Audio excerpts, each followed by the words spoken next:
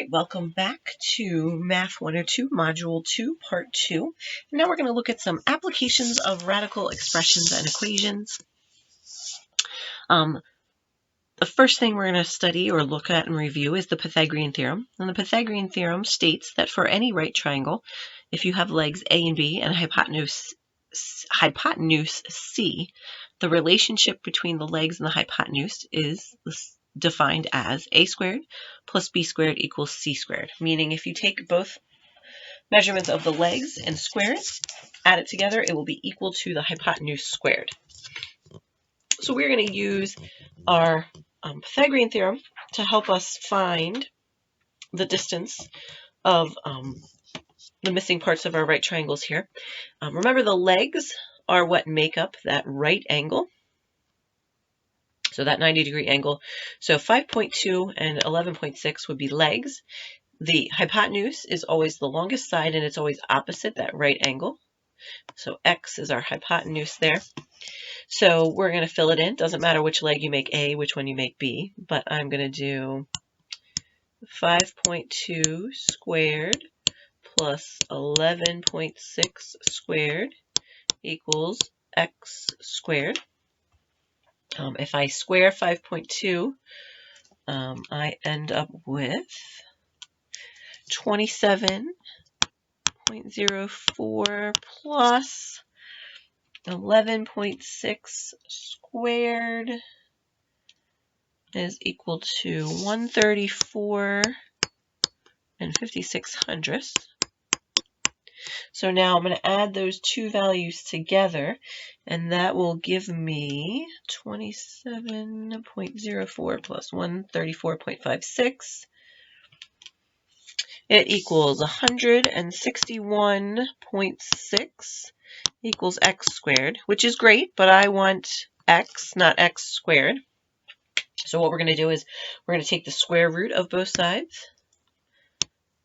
Definitely using a calculator to do this. So I'm going to do the square root of 161.6. And x is going to be equal to approximately, because it's not going to be perfect, and they want us to round to 2 decimal places, so 12.71 or 12 and 71/100ths. So my final answer there is that 12 and 71/100ths. If we take a look at the next one, here's my right angle. I have one leg and I have the hypotenuse, but I'm missing the other leg. So I got to find the other legs. So we're going to still plug it into our Pythagorean theorem. We're going to do 5 squared plus x squared is equal to 13 squared. So we end up with 25 plus x squared is equal to 169. I want to get x squared by itself, so I'm going to subtract the 25 from both sides. So that's going to leave me with x squared is equal to 144. And then again, we want x, not x squared. So I'm going to take the square root of both sides, and I get x is equal to 12. All right, so next we're going to use our Pythagorean theorem again to solve some application problems. So we have a ladder that is 17 feet long, and it leans against a wall. So here's my wall. Here's the ground below the wall. Here is the ladder. So here's my ladder leaning against that wall.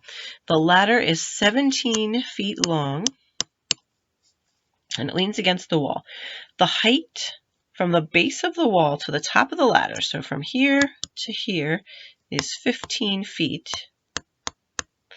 What is the distance from the base of the wall to the bottom of the ladder? So the distance from here to here. Well, we know the wall forms a 90-degree angle with the ground. So we know we have a right triangle here. And we have, right now, one leg, and we know the hypotenuse. The ladder would form the hypotenuse of that right triangle. So we're going to do our Pythagorean theorem to solve. We're going to do 15 squared plus x squared equals 17 squared. So when we multiply that out, 225 plus x squared equals 289. Then we will do some subtraction. We'll subtract the 225 to isolate the x squared. And we get x squared is equal to 64.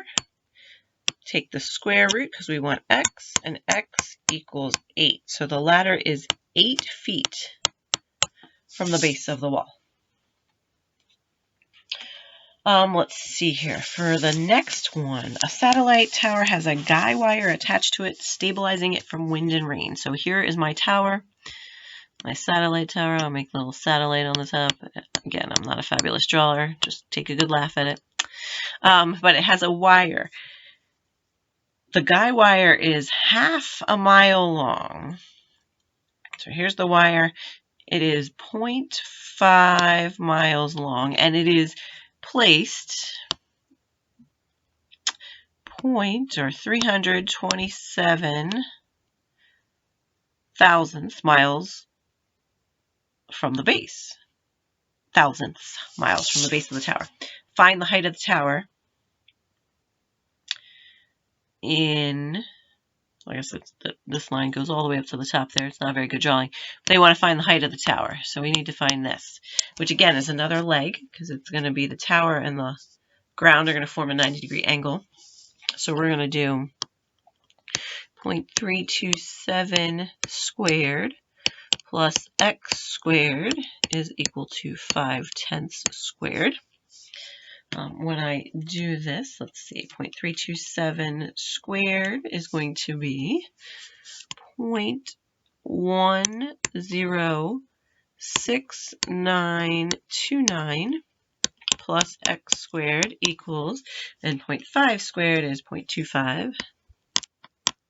So now we're going to subtract.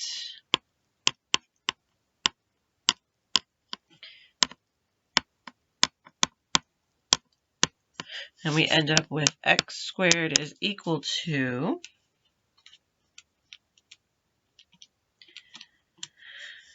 0.143071, and we need to take the square root of that.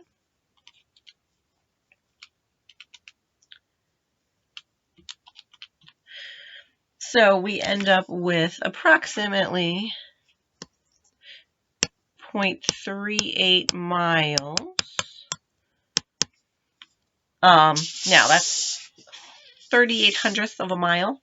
If we want to multiply that and find out the number of feet, remember there are 5,280 feet in a mile.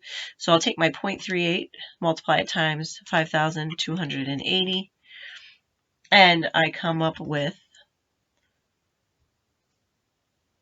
2,006.4 feet. So if I do 0.38, I should 0.38 times the 5,280 feet in a mile. So it equals about 2,006.4 feet tall.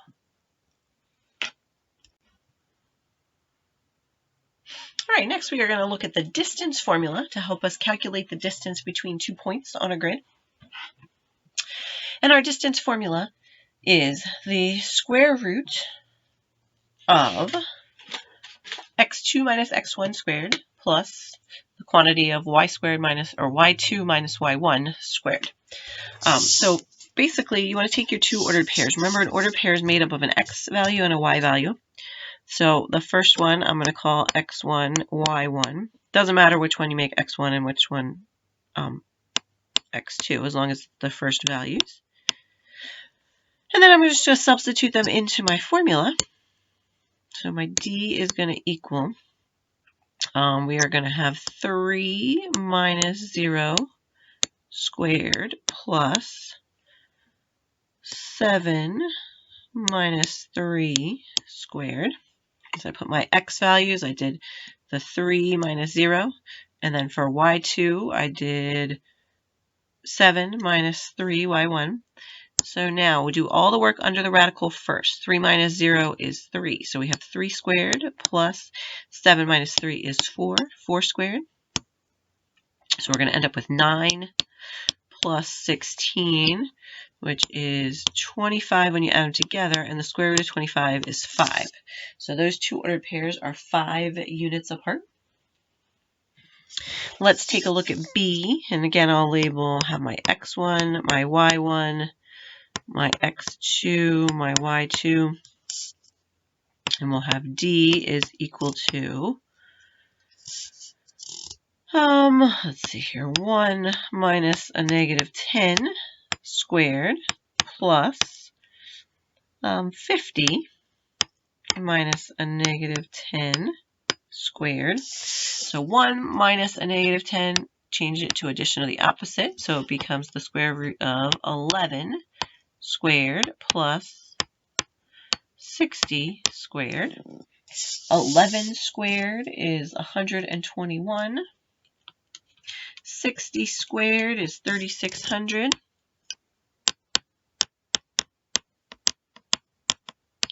If we add those together, we end up with the square root of 3,721. And that is actually a perfect square. Not that we would know that. But if you do it on your calculator, you end up with the square root of 61. So it is 61 units apart. All right, we're going to solve some more problems here. The first one is we have a sphere. Picture that right. Think of it like a ball. That's our sphere. Earth is a sphere.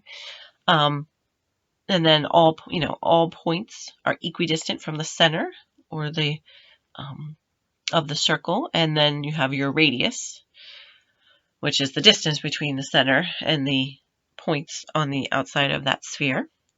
So two formulas for the radius are given. So if we want to find the radius when we know the surface area, we're going to take the surface area divided by 4 pi and take the square root. And if we want to find the radius when we know the volume, we are going to take the volume divided by 4 pi and cube it. So what I would like to do is, I know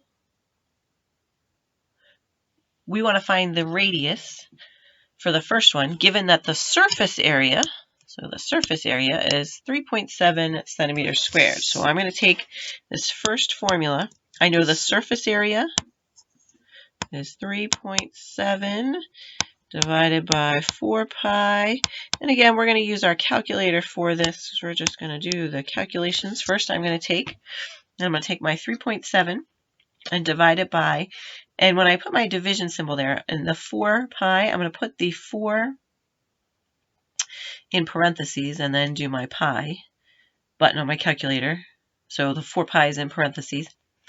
And when I do that, I end up with the square root of,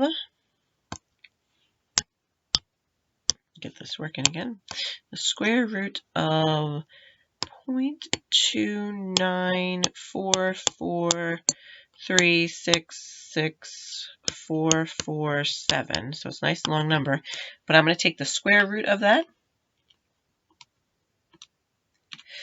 and I end up with approximately, we're going to round it to 2 decimal places, so 54 hundredths, or 54 hundredths centimeters. Next, we're going to calculate it using our radius. So, or we're going to find the radius given that the volume is 6.1 inches. So I'm going to use the volume formula here, and the radius is going to be equal to the cubed root of 3 times the volume, so my 6.1 divided by 4 pi again. So 3 times 6.1 is 18.3. You always do that work under the radical first, then take your cubed root, in this case, for the very last thing that you do. So I'm going to take my 18.3 and divide it by 4 pi, and again, I'm going to put that 4 pi in parentheses. So when I do the division there, I need to find the cubed root of 1.456267729. and that is the cubed root. To find the cubed root, I'm going to go to Math on my graphing calculator. Option 4 is that cubed root, and then I'm going to put the answer in there, and I end up with to 2 decimal places. It's 1.33479,688, but I'm going to make it 1.13, and it's inches. So the radius is 1.13 inches. Next, we are going to look at another geometric shape, and it is a cone. And a cone has a height and a radius associated with it. And we are going to use the formulas at the right to find and approximate to 2 decimal places the radius and the surface area, given the information that we have. So again, we're going to plug the known information in and solve to find the unknown information. So for A, they are asking us the radius. They want us to find the radius, given that the volume is 12.9 kilometers cubed, and the height is 3.7 kilometers. So to find our radius, we're going to use this formula here. We are going to do the square root of 3 times the volume, which is 12.9, divided by pi times the height, which is 3.7. So when I do that math, 3 times 12.9 is 38.7. And pi times 3.7 is, I'm going to round it to 2 decimal places, 11.62. Now, depending on your pi button or your calculator, that decimal might be off a little bit, and that's okay. Now, 38.7 divided by 11 and 62/100 is equal to the square root of 3.33. I'm going to stop there. It's a pretty long number, but I'm going to take the square root of that. And I end up with the radius is equal to 1.82 kilometers. And I just plugged in the values that I knew to solve it. All right, for B, the surface area. So we're going to find the surface area given that the radius is 3.9 inches and the height is 5.7. So I'm going to use my formula here. And the surface area is going to be equal to pi times my radius of 3.9 times the square root of the radius squared, so 3.9 squared plus the height, 5.7 squared. All right, so let's do the math under the radical first. 3.9 squared plus 5.7 squared is equal to 47.7. And now we're going to multiply all of these together. So we're going to do pi times 3.9 times the square root of 47.7. And when I multiply all of that together, I end up with my surface area, if I round it to 2 decimal places, is 84.62 yards. And it's surface area, so yards squared. All right, the last thing that we're going to look at in this section is Herons Formula. And Herons Formula can be used to find the area of any triangle as long as we know the measurements of the 3 sides of the triangle. And Herons Formula is the area of a triangle can be found by taking the square root of S times the quantity of S minus A times the quantity of S minus B times the quantity of S minus C. S is half of the perimeter of the triangle. So to do Heron's formula, the first thing you need to do is find S. So you're going to add all the sides up, because perimeter, you add all the sides together. And then you are going to divide by 2. So we're going to add 10 plus 26 plus 24 and divide it by 2. So that's going to give me 60 divided by 2. So S is equal to 30 in this case. And then I'm going to plug it into my formula. So I'm going to do the area is equal to 30 times 30 minus each side. So 30 minus 10, 30 minus 26, and 30 minus 24. So A is going to be equal to the square root of 30 times 20, because 30 minus 10 is 20, times 30 minus 26 is 4, and 30 minus 24 is 6.